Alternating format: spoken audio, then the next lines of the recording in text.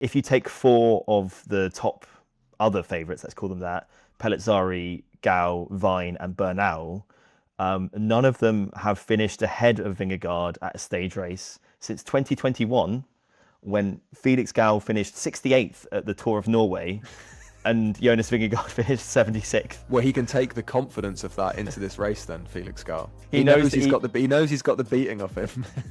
Exactly. That's an amazing stat. Well done for it. Thank you. It took quite a lot of clicking around, but in between you counting the bends in the time trial.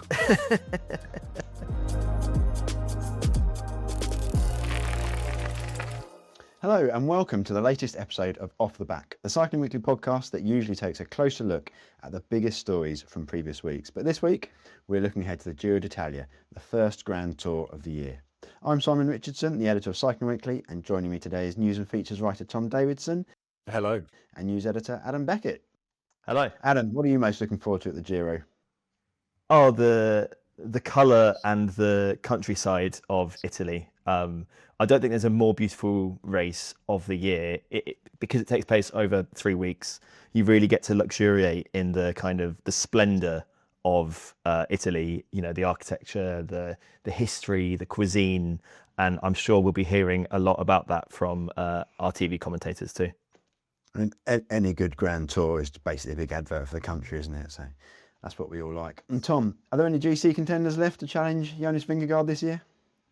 There definitely are, yeah. Whether they can challenge him or not, we will see. But the Giro is famously a very unpredictable race. So don't count your chickens just yet, or your fish just yet, Jonas Vingegaard, whatever he counts.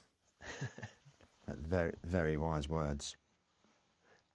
Well, let's get straight into it and the route. This year's Giro d'Italia starts in Nesebar, Bulgaria. I hope I pronounced that right.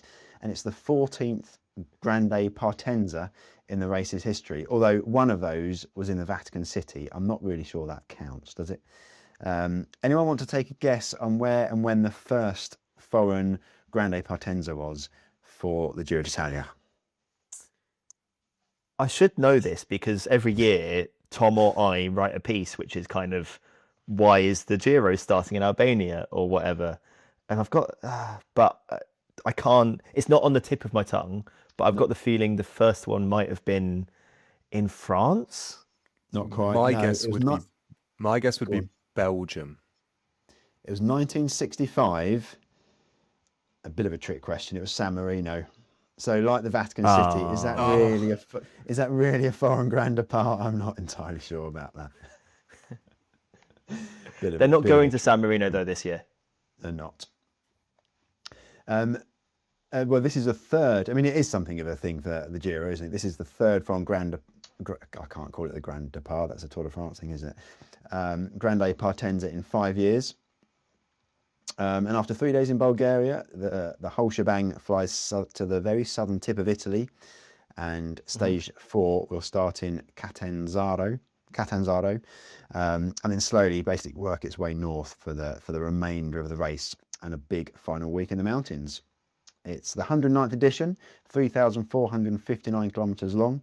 That's comprising of 7 flat stages, 6 hilly stages, 1 medium mountain stage, 6 mountain stages, and just 1 individual time trial, although it is 40 kilometres long, and I think that's long enough to ensure the GC contenders have to take it seriously and their TT riding seriously as well.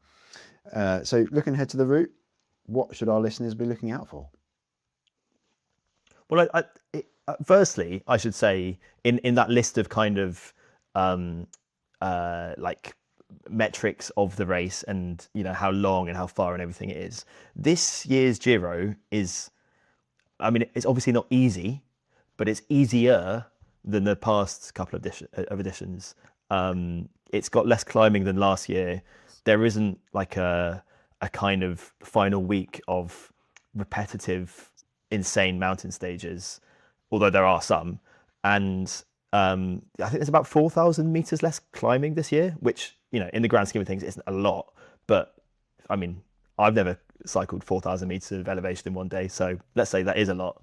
They were trying to get Jonas Vingegaard or Remco or Tadej Pogačar to come, and they succeeded in getting Jonas Vingegaard. So that's just something to watch out for, is that I think in our minds the Giro is always brutal, but this year kind of isn't. It's obviously still really hard, but it's not like masochism. I say that's one of the things that tempted Vingegaard, isn't it, to go for the Giro Tour double. It's not a crazy hard final week in the Giro where it could just crack a rider. But I also think one of the things that we've become so used to with kind of Grand Tour route announcements is, quote unquote, this is the hardest one yet and most brutal course to date. And there will come a point where that bubble has to burst a little bit and they have to take a step back. Albeit that 4,000 meters will feel like a bit of a drop in the ocean for some of these riders. For us, normals, then that's a huge amount of climbing. But it's still a very tough course. And as we see at the Giro, the kind of final last 2 days are the absolute blockbuster Dolomites days, where I think in those 2 days they basically climb 10,000 meters there or thereabouts on a Saturday and a Sunday, or on a Friday and a Saturday. When would it be? Saturday and a Saturday? Friday and a Saturday. Friday, Saturday. Friday, Saturday. Sunday's Rome. That's right. Which is an awful lot for 2 days still. So if you're Jonas Vingegaard and you want to save your legs going into the Tour de France, you could really have probably done without those 2 days. It's true.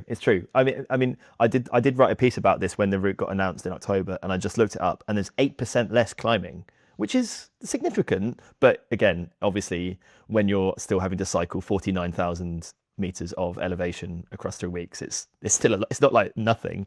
I have written down 5 stages that are not to miss. Would you like to hear about them? You know what, Adam? I've also written down 5 stages that are not to miss independently. Okay. So let's see if we concur on these. Well, number one. What's your first one? Blockhouse. Blockhouse is number 1. Yeah. Blockhouse Stage number 7. 1, correct. Number 2 is the individual time trial on stage 10. No, go on. Let's unpack Blockhouse a little bit. Okay, let's talk about Blockhouse. It is the longest Giro d'Italia stage since 2018. How long is it? Is it? 244 kilometres. 244. That's Milan San 244 Remo. kilometres. Yeah. Okay, that is very long. This is stage 7 so at the end of the first week. Yeah. It's quite flat for the first, I think, 112 kilometres, which is enough for a day, I'd say. And then they start climbing. Tell me more about Blockhouse, Tom. Blockhouse, 13.6 kilometers at 8.4% in Abruzzo. As you can tell by the canter of my voice, this is all straight off the top of my head and I'm not reading off anything. It is the race's first summit finish. The site of Eddie Merckx's first ever Giro stage win. Oh. He went on to win 23 more afterwards. So there may be a future foretold in that day's winner. It is another kind of fate thing for you here. It's not featured in the men's race since 2022 when Jai Hindley won his summit. I was going to tell you that Jai Hindley won. That was, Of course he did. And then Jai Hindley went on to win the race overall. So by that reckoning, if you win on stage 7 on Blockhouse, you will win the pink jersey 2 weeks later. Can I burst your balloon, please, Tom? You may. When it was used in the 2017 Giro, Nairo Quintana won, and he finished. He didn't win that Giro. Tom Dumoulin won that Giro. And when the women rode it in 2024 as part of the Giro d'Italia Women, Niamh Bradbury won, and she did not win the pink jersey. Look, my sample size was incredibly small for my fact. I'll stick to it. We'll see whether it comes true. I'm pretty sure it's got something to do with Austro-Hungarian troops in the 19th century. Do you know what? You're bang on right, Adam. There we go. Blockhouse in the heart of the Maiella in Abruzzo takes its name from a fort built in the 19th century by Austrian troops. There we go. What do I win? The chance to cycle up Blockhouse? No, you win the Giro. It's about halfway. That's stage 7. So the country. Yeah. That's in the first week. It's not at the end of the first week, but it's in the first week, which is pretty. The race could be blown apart quite early. Then that's what we're saying, right? Well, this is what, and it's kind of a point that I joked about a second ago, which is that Jonas Vingegaard's not going to want that final weekend. This is maybe jumping the gun on the contenders, but Jonas Vingegaard is going to want to get this race wrapped up as quickly as possible. He doesn't want to have to race in that final week. He wants to kind of get training miles in that final week. So, no, Jen, don't laugh. That's completely true, I think. No, sure, but I love the idea of the Giro d'Italia as like a training ride. Well, we saw Pogacar essentially doing it. He was careful not to like detrain himself when he'd won 4 stages at the Giro when he raced it a few years ago. It's true. So I think we will see him going for time and big time early on, so that he can afford to not race, but not have to like chase anything or really fight too much in that final week. So yeah, Blockhouse is going to be a big one, not to miss. 244 kilometers. That just feels like quite far.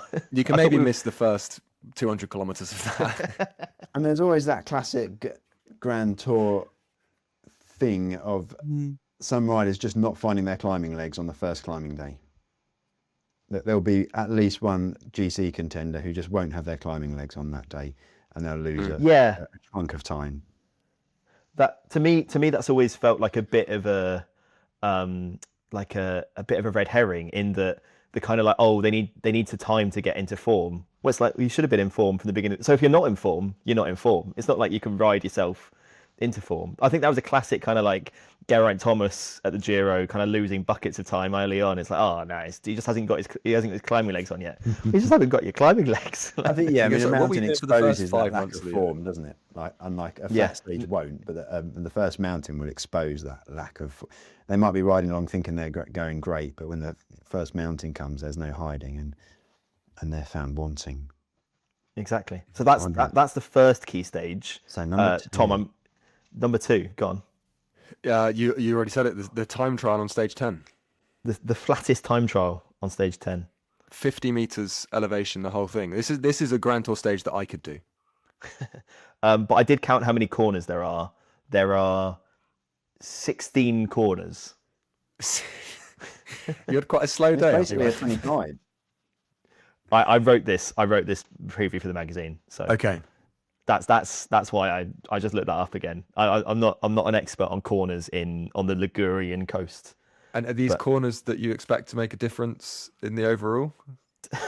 I'd say they're the only technical thing about that time trial. So if you've got to get the cornering right to win that time trial. That's what I will say. But there's 11 corners in the first 15 kilometers, and then 5 more corners in like the last 5K. Okay, so it's basically an all-out smash fest. Yes, yeah. And it's basically up and down the coast, so there's potential for a bit of coastal wind to make it a little bit harder. It's one way. It's one way, so it's not out and back. I guess the weather conditions could change, but if the weather conditions are the same for all the riders, then wind shouldn't do too much in terms of kind of blowing people off course. But that would be another stage where I can see Jonas Vingegaard piling time on someone like Giulio Palizzari or Egan Bernal or someone like that. Right, Tom? Yeah, I think so. It's strange with Vingegaard because he is the kind of small, stick-thin rider that you would think would maybe lose time in a flat time trial. He's made a lot of time at the Tour de France in hilly time trials, but he kind of defies the physiology of these time trials where he could probably do a similar time to like a Filippo Ganna would do in this race. Maybe not quite, but you see the point I'm making. Yeah, I mean, it's a long time. I mean, 42 kilometers. I mean, cast your mind back like 15 years ago, that would have felt like a short time trial at the Grand Tour. But this is the longest time trial at the Giro since 2015. Oh. So the longest in over a decade. That one was 59 kilometers, won by Vasil Kirienka of Team Sky. Yeah, I mean, I think go back to 2012 when Wiggins won the Tour, and there were 2 50-kilometer time trials in that race. So long time trials used to be a thing. But I think the key thing is how much time a rider has spent on their TT bike in training and getting used to that position as sort of a more forward position. And the interesting thing about a long straight, Vingegaard, I suspect, would do better with a lumpy course with corners where you can shift about in your position and you can change. But when you've just got to sit in one position and pedal for, almost probably 30 kilometers, but once you've taken the wiggly bits out, the start and finish, in one direction, that's really hard to maintain that position for that long. So it really is going to favour those who've spent a fair bit of time on their TT bikes in training, I think. All eyes will be on Filippo Ganna. Like, if Ganna doesn't win this, then it will be a surprise. Yeah. Yeah, he's there. He's riding for Net Company, Ineos. Okay, well, in which case, put your mortgage on Ganna winning that then. Don't blame Cycling Weekly if that goes wrong, but you can thank us when it's right. But what do you think? What do we think? How much time could a GC contender lose to his rivals there? A minute, if not more. Like 40 kilometers is a lot. You know, I'm trying to think of one of the GC contenders that isn't that good a time trialist. Like, well, I said Pellizzari already, but someone like that, and Enric Mas is the kind of day Enric Mas loses about 10 minutes. Yeah. I mean, it's a 25, isn't Michael it? Storer. So the winning time is going to be about, what, 46, 47 minutes, I would suspect. Yeah. So, probably enough to win a CTT race up and down a British dual carriageway. So, yeah, I think when you're looking at that length of time, you could quite easily lose a minute or more. And that's on stage 10. So that's when in the race. That's kind of on right after the stage. second rest day? Yeah, it's the day after the second rest day. Exactly. Yeah. There's a bonus rest day, it should be said, in this Giro because they have to get from Bulgaria to Italy. So after the second rest day. Next on my list, Tom, let's see if we've got the same one of key stages, is the one in the Val d'Aosta. Stage 14. Stage 14, yeah. Yeah. This is a fun stage because it's kind of like entirely within one valley. They kind of go like, they go up one mountain, they come back the same way, they go up another mountain, then they go up another one. 3 category 1 climbs, 2 more categorized climbs in just 133 kilometers. Yeah, I'll be honest, Adam and Simon. When I was looking at the stage list on the Giro d'Italia website, there were 2 that were ranked 5 out of 5 stars, and this is the first one. And a stage that is ranked 5 out of 5 stars that only takes place over 133 kilometers is the sort of thing I could really get into an afternoon watching the TV off. 4,350 meters in, I don't know if we mentioned, but 133 kilometers through the Aosta Valley. Finishes on a 16.5 kilometer climb. So it could be, well, it's not going to be a fast stage because of all that climbing, but it could be a very aggressive stage. Well, it starts up a category 1 climb, essentially. It's a sort of stage it's a day that puts the fear of God into the sprinters because you start at the bottom of a mountain, you go straight up it. So if someone attacks, and it also makes the time limit quite tricky on that because it's shorter. So that is one the sprinters will be very, very worried about, as well as the GC riders. Yeah. Again, speaking of kind of not being quite ready with your climbing legs at the start of the race, if you're not ready with your climbing legs at the start of this day, you're done. And then you're losing kind of tens of minutes, not just, if you're out of form on this day, you've lost the race basically. Don't wake up late. Don't skip breakfast. Make sure you go to the toilet early before this one. And warm up on your turbo. And that's just for the people watching. Yeah. The Val d'Aosta is its own little province. Did we know this? It's officially the autonomous region of the Aosta Valley, and they've got their own dialects, Val d'Aosta, which is a dialect of Franco-Provençal. It's a fun little place. Okay, so the race leaves to go into Switzerland at one point. Should we also consider this a departure from Italy? Well, it's no, because the Italian government would have your head on a spike. It is Italy, but it's an autonomous region. It's like the Basque Country in Spain, I guess. Okay, right, nice. So that was number 3. That was who's going to win that day? Breakaway. My money is on who? Jay Vine. Yeah, maybe. Jay Vine, winner of a billion stages at the Vuelta last year. I think that's a day for someone like Derek G, who can get in the break and can climb. Maybe it's a day for Enric Mas after he loses 10 minutes in the time trial. He'll need it. Yeah. So number 4, I'm going to guess, is the day in the Dolomites, Tom. Yeah, look, the last two is obviously the final two stages. So it sounds like we're bang on the money with all the top five that we've picked here. Delighted to hear that we're the same. Number 4, stage 19, the other 5-star ranked stage, the Queen stage, to Piani di Pezze, 5,000 meters climbing. For anyone that's struggling to kind of envisage what that would look like, that is 5/9 off the way, over halfway up Mount Everest. Over 151 kilometers, so another fairly short stage. I mean, not one that I would want to do myself, but short in the grand scheme of Grand Tour racing. Yeah. Goes over the Passo Giao, which is the highest point of the race, or as the Italians like to call it, the Cima Coppi, at 2,333 meters, which is about a quarter of the way up Everest. And I have cycled up the Passo Giao. Have you? How is it? Is it quite suffocating at the top? I'd say no. You feel very high up, but Piece of cake. You know, It's a piece of cake, is what you're saying. I'm saying that all of us on this call could cycle up it. I'm not saying it's a piece of cake. It was. It's. What is it in the road book? In my head, it was 10 kilometers at 10%. It's 9.9 kilometers at 9.3%. Up, but with up to 14%. So yeah, it goes on a bit. Let me tell you that. But, Yeah. It's not like it's not like the Angleroo or something like that. It's not like oh, I'm going to have to get off and walk. It's very high up already. So you start high up and you only get higher. But it's very pretty around there, let me tell you.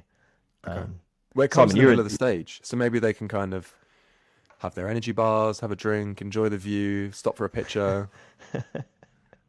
And then I've also climbed up the next one, which is the Passo Falzarego. So, Right. What's yeah. the lowdown on the Passo Falzarego? I mean, you don't particularly want to have to do that after you've done the Giao. Yeah, fair enough.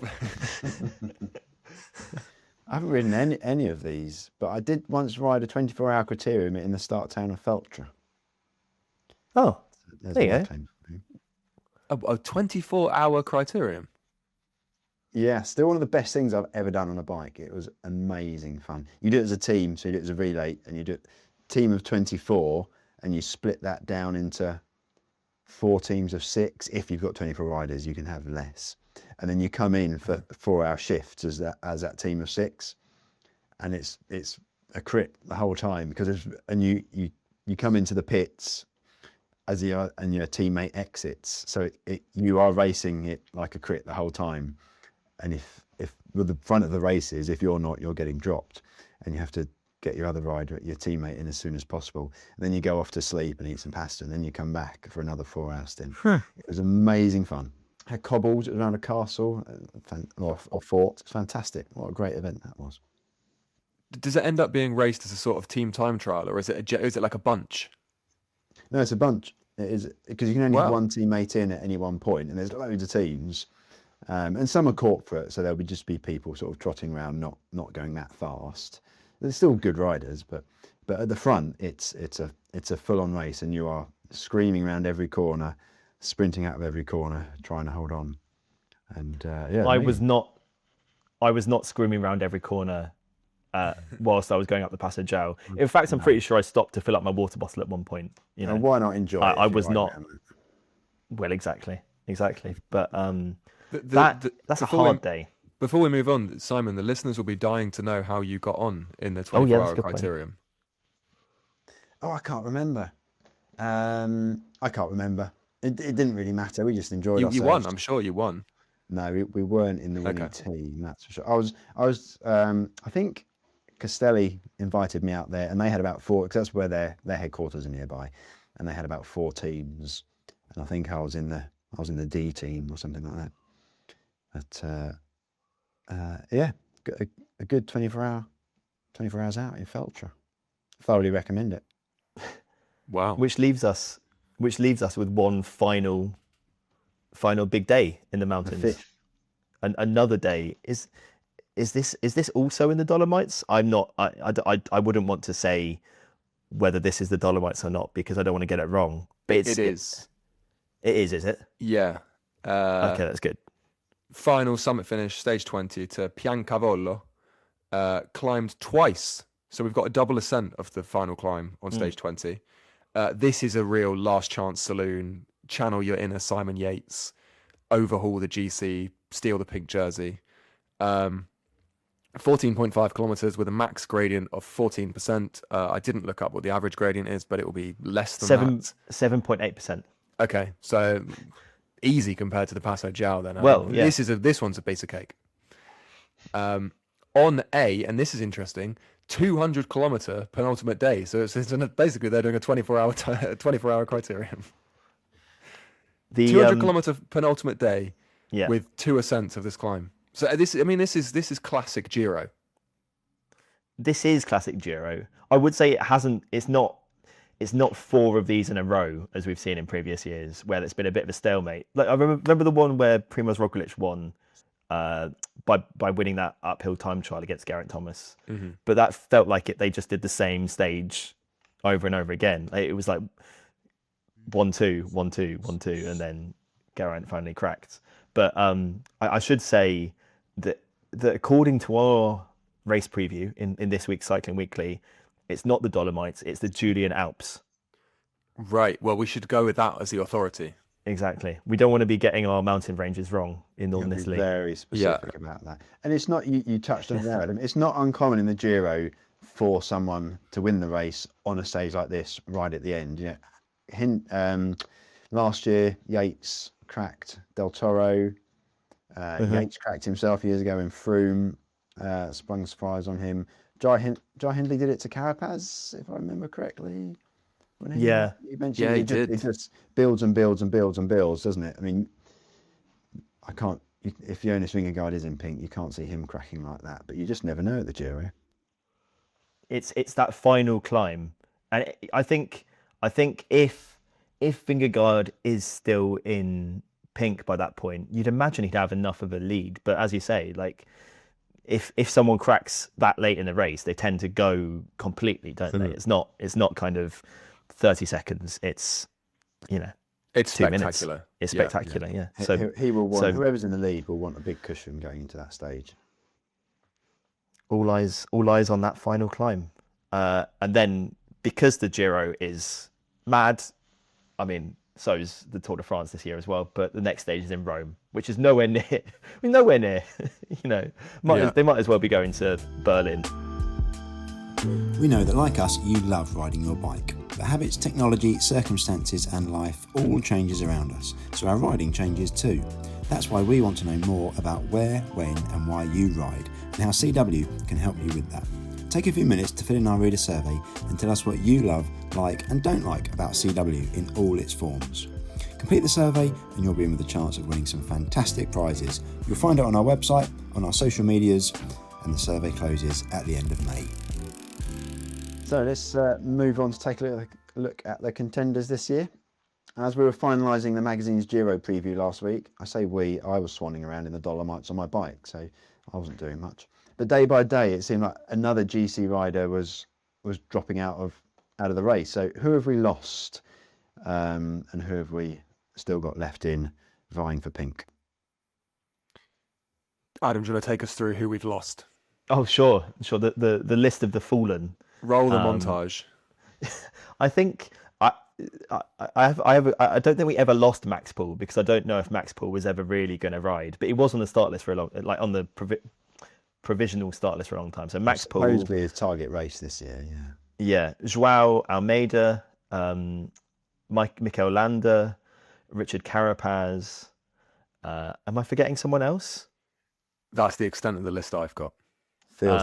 But Almeida's the big one, because Almeida finished second to Vingegaard at the Giro at the Vuelta last year, and also won 4 World Tour stage races last year, I want to say. 3 or 4 anyway, and would be the kind of guy that you'd expect to push Vingegaard. So him gone really changes things up. And then Carapaz, who finished 3rd at last year's Giro, he's just the kind of rider who would do something like attack on that mad day in the Val d'Aosta and try and gain loads of time. So him out of the race, I think, makes things a bit simpler for Vingegaard as well, because he doesn't have to think about someone doing an unexpected thing. But yeah, those are the fallen. And I'm sure we'll see them back racing at some point. But it did it did mean a lot of rewriting in the magazine. So Tom, who's left? So there's a Danish rider called Jonas Vingegaard who's riding. He is, I think, what you would call the overwhelming favourite. The bookies currently have him at about an 85% certainty to win the race. He has finished either first or second at his last 7 Grand Tours. Wow. Only done 2. So this is the thing about riders like Jonas Vingegaard, and we've seen this week with Remco Evenepoel announcing that he's not going to race again until the Tour de France this year. It's very hard to gauge kind of form with riders in the modern day way of not racing very much before a Grand Tour and focusing on altitude camps and training. He's ridden 2 races this year, Jonas Vingegaard, Paris-Nice and the Volta a Catalunya. He won both of them. That last race was in March, and we won't see him again now until the start of the Giro. And then we won't see him again until the Tour. So we kind of just have to rely on the fact that he's very, very good at Grand Tours and will be very good when it comes to it. But we don't really have a benchmark to know where he is at the moment. He will be up against, and I think people were looking forward to the Vingegaard versus Almeida thing. So there is still some scraps for them to feed off here. Felix Gall is a rider that can climb very well GC-wise at Grand Tours off Decathlon CMA CGM. Egan Bernal, so we've got 2 former winners at this race. Egan Bernal won the race in 2021. Jai Hindley won the race in 2022. The asterisk next to Jai Hindley's name is that it is probably presumed that he will be riding in support of the young Giulio Pellizzari, who I am very excited about. And Winner of the Tour of the Alps. Winner of his first ever stage race at the very recent Tour of the Alps. And then we've got Adam Yates, who's kind of taken on the UAE lead role and hoping to keep the pink jersey within the family. Ben O'Connor as well was 4th in 2024. So there's a pedigree of riders still there.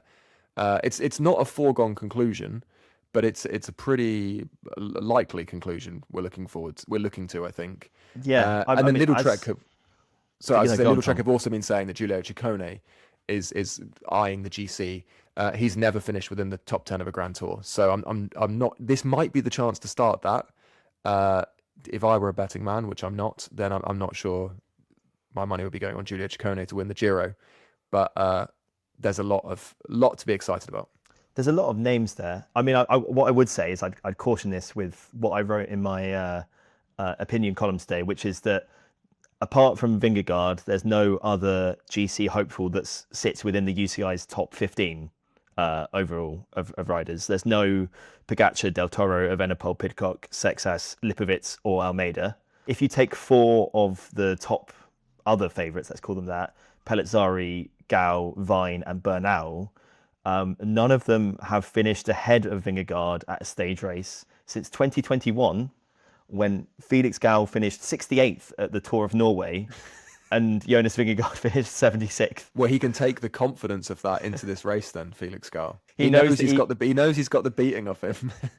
Exactly. That's an amazing stat. Well done for it. Thank you. It took quite a lot of clicking around. But in between you counting the bends in the time trial. Pellizzari's got to be the main challenger, I think. I think so. Last year, which he followed up with 6th at the Volta. And he's had a great year so far this year. Tour of the Alps winner, 3rd at Torino, and 3rd at Valenciana as well. And still only 22, so another young rider who is just amazingly talented. One of those riders that you think, because of the hype around Paul Sexas being so good at 19, has kind of he seems rubbish now. You're 22 and you haven't won a World Tour stage race. but the Italian media, yeah, no, you're right. You're right.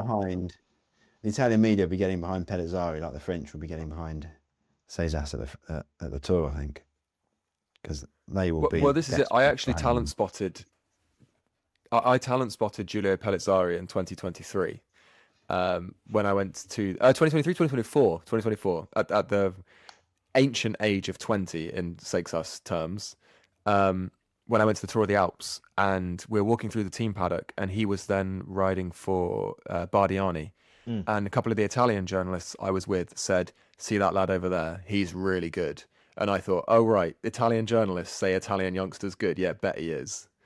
It turns out they were completely right. The next month after that race was, and I think this is probably still Giulio Pellizzari's most famous moment, even though he's just won the Tour of the Alps, was him getting overtaken by Pogacar in the final moments of a mountain stage. Of course. And then Tadej Pogacar not only giving him his limited edition pink sunglasses, but the pink jersey off his back out of guilt for overtaking this young 20-year-old at the race and taking his, whatever, 40-second stage win or whatever it was.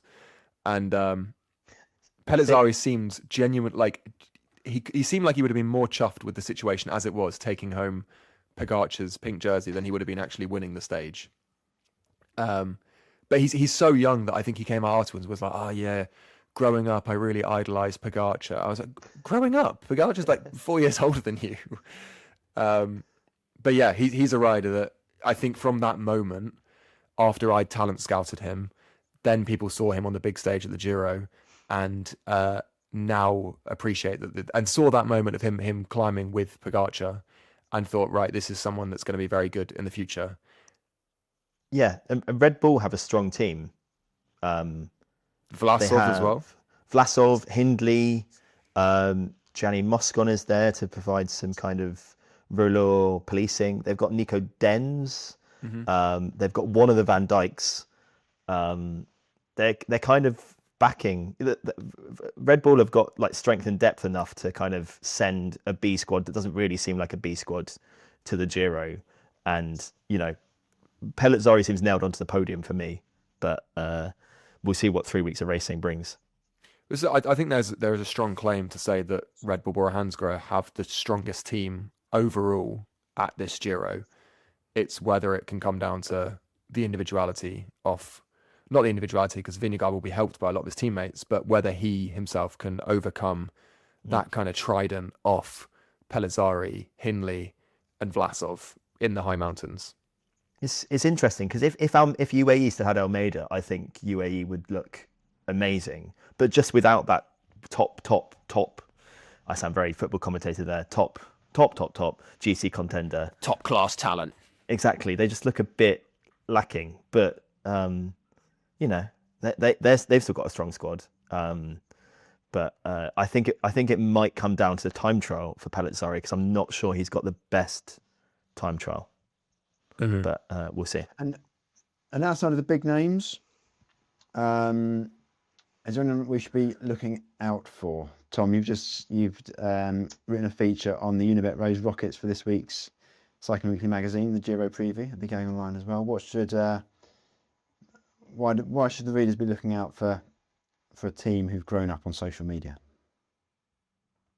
So the Unibet Rose Rockets really took my interest because they we use the term breaking the mold quite freely in general parlance, and this is a team that is genuinely breaking the mold.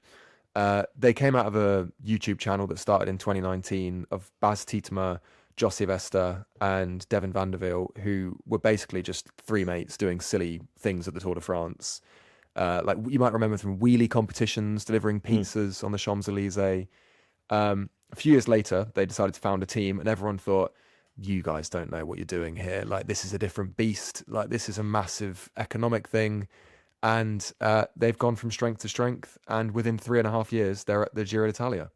You will recognise a few of the names from their team. Their star rider will be Dylan Groenewegen, who is going for sprints. Wout Poels will be there on their team. And Elmar Reindeers is another kind of former World Tour rider who is Groenewegen's lead-out man. They are fully dialed in for the sprints. They've given kind of Wout Poels a bit of free rein to try and hunt his Giro stage. He's won one at the Tour and the Vuelta, so he's trying to complete the set. But they really think that Groenewegen can win at the Giro, and they've really gone all in on his train. Fun fact about Dylan Groenewegen, only 2 current active male riders have more wins than him. Simon, you may have proofread the piece that's in the magazine, so you might know the answer to this. If you don't, then by all means answer. But who are the two current active male riders who have more victories than Dylan Groeneweghen's 81? Well, I Well, haven't Tadej proofread Pogacar's it. got 117. He's the answer to Tadej everything, Pogacar's isn't got it? I haven't proofread 117 it. career wins. Sorry, Simon, go Who on. else? Like, Tadej Pogacar is one, so yes. who in the other me?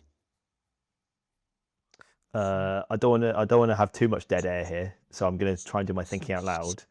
The Wout van Aert has- listeners will also be thinking, don't worry. Okay, Go for another sprinter. Philipsen.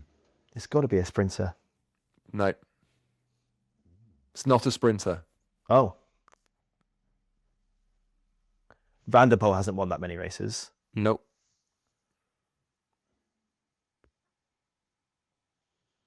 No. Yeah. I've stumped you both. You have. Former Giro winner, A former Primož Giro Roglič. winner. Primož Roglič.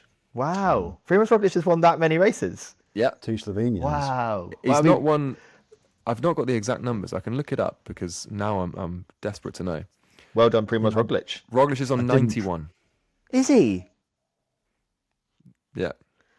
That's So we're looking. I mean, in Dylan Groenewegen, we are looking at a serial winner. So can Groenewegen make it 82, maybe 83, maybe 84? There's quite a strong sprint field at this race. there is, isn't there? Yeah, I was thinking that.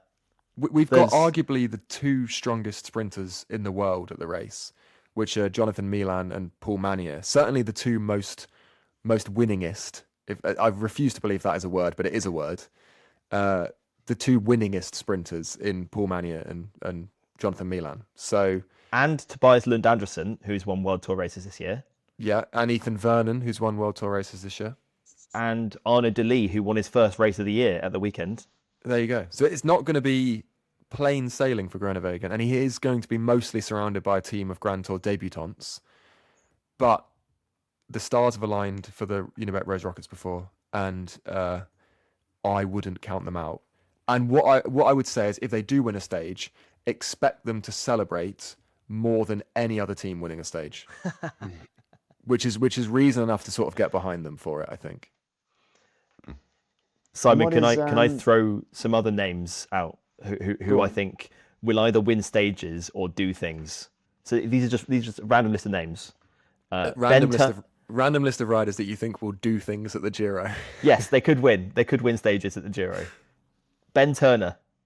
And I should also say they haven't. None of these riders have been mentioned so far. So if I'm not mentioning a rider, it's because we've already mentioned them. Chris Harper, the winner of the Frenestra stage last year, that was kind of forgotten because, Yates won the whole Giro. Tymon Arensman, 2 stage wins at the Tour de France last year. There's no reason he couldn't get into the top 5 overall.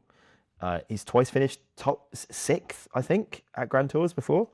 Michael Valgren, he's back winning this year. He's one of like the EF wildcards. EF have gone for like a real jumble of like wildcards. Santiago Buitrago, he's always got a stage win in him. And finally, Diego Ulissi. How many Giro stage wins, Tom, has Diego Ulissi won? A few, otherwise you wouldn't ask that question. So I'm going to say 6. Simon? 5. Diego Ulissi has 8 Giro stage wins. Has he? Wow. Yeah.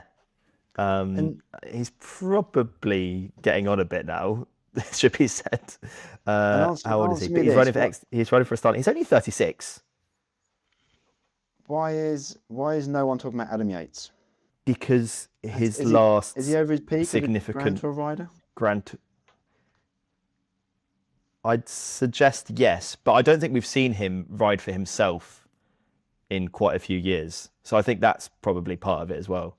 When he finished 3rd at the Tour de France in 2023, he was riding in support of Tadej Pogacar. So it was almost by accident that he finished on the podium. And then since then, I don't think he's finished that high up at a Grand Tour, unless you want to. If you want anything different to say, Tom? No, I would say. I mean, it's a good question, Simon, and I think the question of whether he's past his peak, we need only look at his twin brother last year, who I think before the race we might have said, Simon Yates has had his heyday. He won the Vuelta, won a few stage wins at the Tour, great career he's had, but he won't get the Giro. And he went and pulled it out of the bag on the penultimate day. So Adam Yates is a classy GC rider. He's a very steady, consistent GC rider. And it pays at the Giro to do that up until the final weekend, where you can kind of, throw caution to the wind and go for it. So, there's no reason why we shouldn't talk about him. In the same way, Timo Ahrensman, I like the sound of that after you mentioned him then, Adam. Like, he's a rider who really impressed at the Tour last year and is coming into his own a bit now. And maybe he deserved more of a mention when we were going through the main contenders. So I'm glad he's got a shout out at the end. Yates last finished in the top 10 of a Grand Tour in 2024. But as I said, hasn't had that many opportunities to ride for himself. So yeah, let's put him in the top 10. Let's put him in the top 5. Top 5. Top for 5. Adam Yates. Well done. And he, if anyone, well, like his brother, if anyone is going to take the approach to this year's race of just hiding until those final two mountain stages, it would be him, because he doesn't like the limelight. He's not sort of a showy rider, or particularly one who wants to take on leadership duties. But if he's just hovering there or thereabouts, I think it could be real danger over those last two stages. One thing I would caution is that his UAE team seem like a bit of a bunch of loose cannons, in that Jay Vine likes hunting stage wins, and he was doing that kind of at will at the Vuelta last year. They've got Marc Soler, who likes doing the same thing. Jonathan Narvaez, you can imagine like getting some of those kind of punchy finishes. It's not. If Almeida was there, I could see them kind of coming around him to get him to win. But without him there, it's a bit more.